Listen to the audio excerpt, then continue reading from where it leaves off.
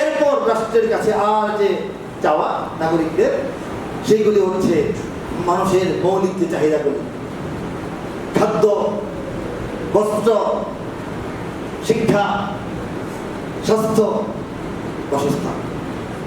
এই চিকিৎসা বলা হয়, চিকিৎসা বললে পূর্ণাঙ্গতা হয় না।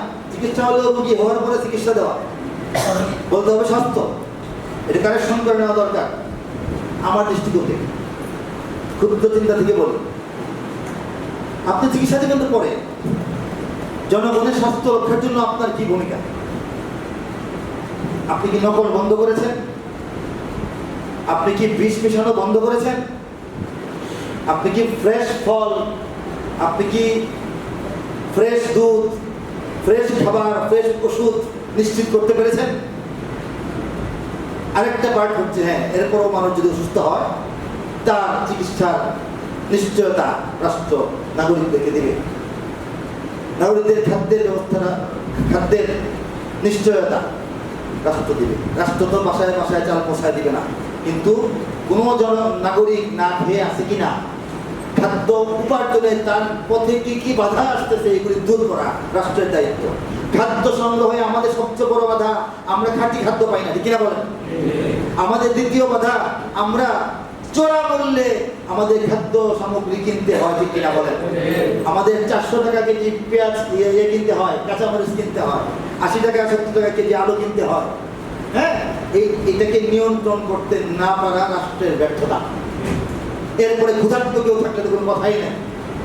রাষ্ট্র যখন কোনো অপরাধের কারণে নাগরিকদেরকে গ্রেফতার করে, সেই গ্রেফতারকৃত নাগরিক যখন তার অধীনে চলে যায়, তখন সেই জেলখানার মধ্যে তাকে পুষ্টিসম্মত, স্বাস্থ্যসম্মত খাবার দেওয়া আল্লাহর পক্ষ থেকে তার উপর খরচ।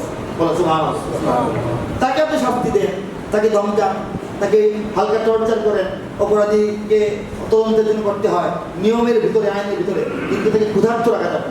ক্ষুধার্ত রেখে আপনি তার কাছে কথা বের করবেন, এই তাকে খাওয়া দেওয়া হবে না, এটা করলে আপনি ধ্বংস হয়ে গেছেন।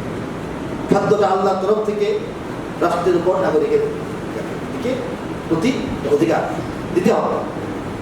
পোশাক ন্যূনতম সতর ঢাকার পোশাক, নামাজ পড়ার পোশাক, ইজ্জত আব্রু রক্ষা করার পোশাক, ভদ্রতা বজায় রেখে চলার মতো পোশাক নাগরিকরা সংগ্রহ করতে পারতেছে কিনা এটা সুনিশ্চিত করতে হবে রাষ্ট্রকে।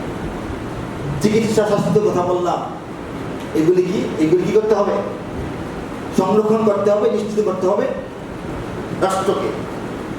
এরপর আবাসন, মানুষের আশ্রয়।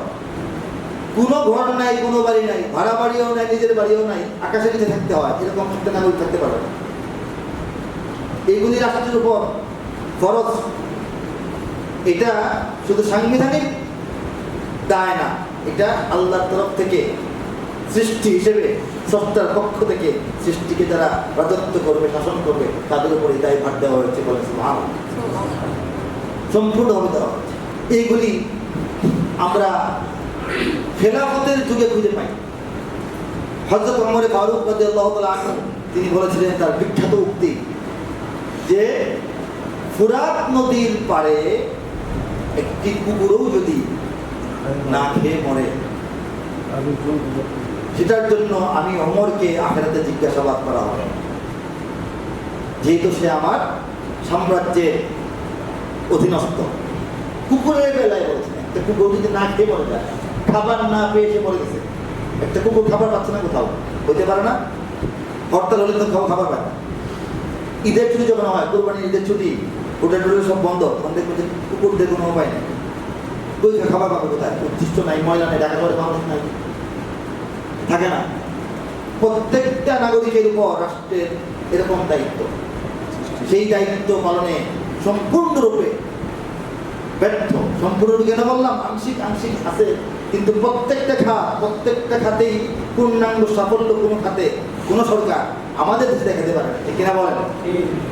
না মানুষের জানের হেফাজত, না মানুষের মালের হেফাজত, না মানুষের ইজ্জত সম্মান সম্ভ্রমের হেফাজত, না মানুষের বংশ পরম্পরা পবিত্রতার মাধ্যমে রক্ষার হেফাজত, না মানুষের চরিত্র গঠন এবং দুশ্চরিত্রকে দমন করার দায়িত্ব, না মানুষের খাদ্য নিশ্চিত করা, না বিষমুক্ত করা এবং ক্রয় ক্ষমতার ভিতরে আনা, না মানুষের বস্ত্রের ব্যবস্থা করা, না মানুষের আবাসনের পূর্ণাঙ্গ ব্যবস্থা করা, না মানুষের শিক্ষা এবং স্বাস্থ্যের নিরাপত্তা দেওয়া, না মানুষের ধর্মীয় স্বাধীনতা পূর্ণাঙ্গভাবে দিতে পারা, না মানুষের বিশ্বাসের স্বাধীনতা, না মানুষের মত প্রকাশের স্বাধীনতা, আমরা সব স্বাধীনতা থেকে বঞ্চিত। ঠিক কিনা বলেন?